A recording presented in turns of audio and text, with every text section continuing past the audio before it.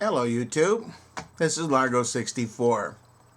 I did a video a little while ago about a Christian on the fence, someone who had gotten in touch with me through PM and asked a lot of questions and said that he was fearful about leaving his faith, but was having a lot of difficulty with the belief and seeing a lot of problems in the Bible and so forth. He's been in touch with me since then, and I want to share a little more of our conversation with you. There's one thing that I never could figure out, Larry. The idea behind prophets. I mean, if God is supposed to live in each of us, at least after baptism, then why could not the Holy Spirit speak to each human's heart? An excellent question. Of course, my answer will differ widely from that of, say, your pastor. In my opinion, the entirety of the Judeo-Christian religion was made up by men to serve men. Prophets have always proclaimed themselves, and credulous people have believed that they really spoke for a deity. Prophets exist because there will always be men who will take advantage of the credulity of others. Prophets were, and are, powerful to the extent that they are believed. Your observation that a real God would be able to communicate his desires individually and personally is entirely correct.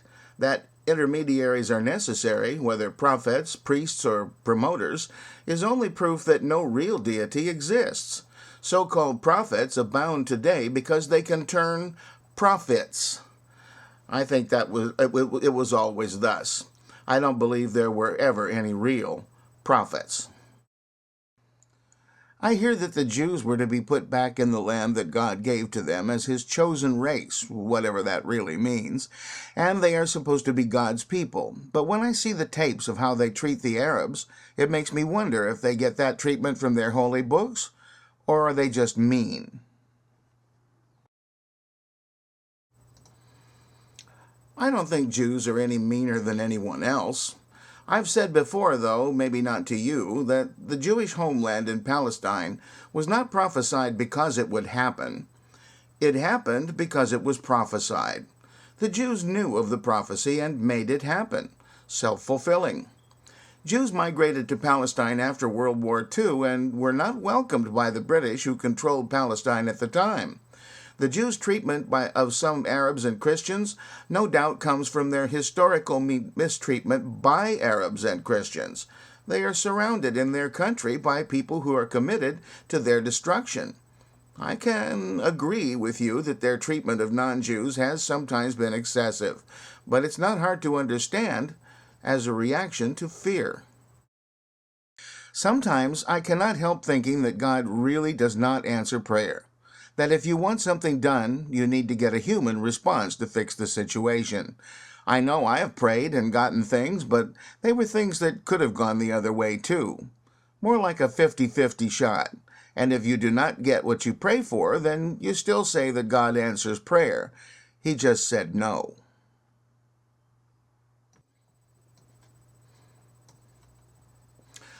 Matthew 21, verse 22. And all things whatsoever ye shall ask in prayer, believing, ye shall receive.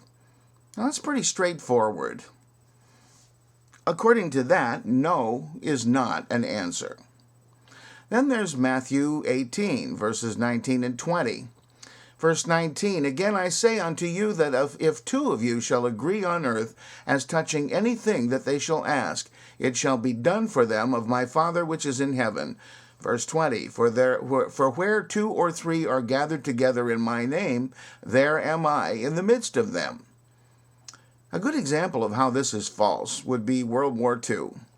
People met in churches and privately in 2s and 3s and hundreds, totaling millions, praying for an end to the war and protection from the Axis powers.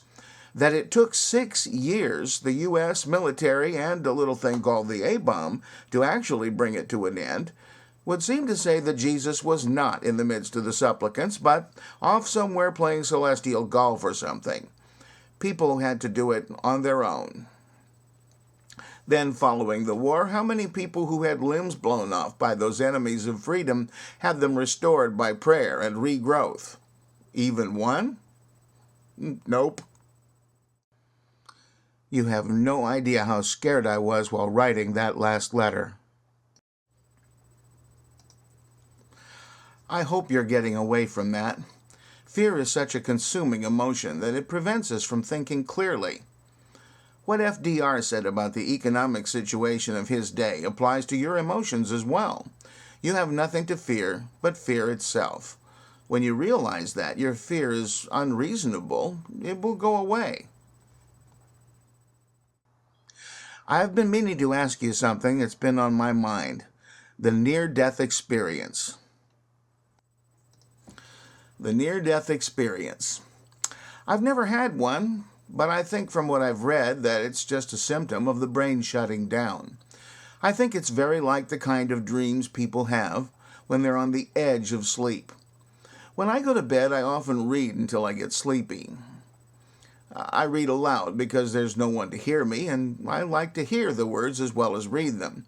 But when I'm drowsy and just on the edge of sleep, sometimes I hear words coming out that are entirely unrelated to what's on the page. I'm sort of in a half-dream state, halfway between consciousness and repose. That's when I put the book down and turn off the light.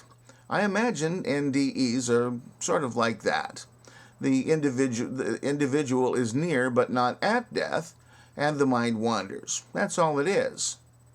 I don't believe, as some who have experienced it are convinced, that they actually saw their ancestors in heaven or any such thing. I think people will see what they expect to see, and that can change as their beliefs and expectations change. I'm not sure if I believe in the spiritual world or not. I mean, does life go on in some other form? We have no proof, really. I will say that stories of reincarnation are scary, like this kid in India that found his wife and family, stuff like that. The stories you hear and read about reincarnation are always anecdotal. There has never, to my knowledge, been a scientific and controlled study that proves reincarnation. I heard the story about the Indian kid, too, and one about a girl in India who claimed that her husband, before she left her last life, still lived in a nearby village. She supposedly went to his house and dug up some coins that only he and his departed wife knew about. Spooky story, but haven't you ever swapped ghost stories when you were a kid? Stories like that are told because they spook people, not because they're true. No evidence exists for any of them. I probably told you that I worked for 2 years at the Winchester Mystery House in Northern California. Now, it's supposed to be one of the most haunted places in the country. Though I have spent many accumulated hours alone in that house, I never saw anything that seemed remotely supernatural. I worked in a haunted house, and I absolutely do not believe in ghosts. It seems to me that to see them, you have to believe in them first. Then what you see is not from reality, but from your belief. You see what you expect to see. I did not feel that same awe about the Eucharist that I used to. Maybe it's because of all the questions.